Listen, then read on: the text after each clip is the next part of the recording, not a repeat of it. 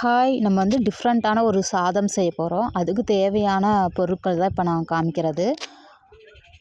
அதுக்கப்புறம் நம்ம வந்து ஒரு கடாய் வச்சு அரிசி, கடுகு, வெந்தயம் இதெல்லாமே போட்டு நல்லா பொன்னிறமா வறுத்துக்கணும். வறுத்ததுக்கப்புறம் ஒரு 2 காஞ்ச மிளகா போட்டு அதையும் நல்லா வறுத்துக்கலாம்.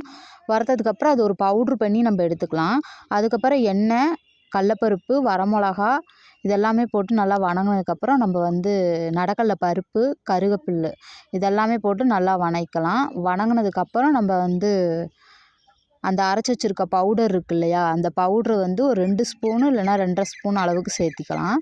அப்புறம் லெமன் சாறு அதையும் ஊற்றி நல்லா கொதிய வச்சுக்கலாம். தண்ணி ஊற்றக்கூடாது. ஏன்னா நம்ம லெமனில் வந்து ஒரு 1/2 டம்ளர் தண்ணி நம்ம ஊற்றிருக்கோம். லாஸ்ட்டாக வந்து மஞ்சப்பொடி இதெல்லாமே நம்ம வந்து மசால் ஒரு 10 நிமிஷத்துல சுண்டிரும்.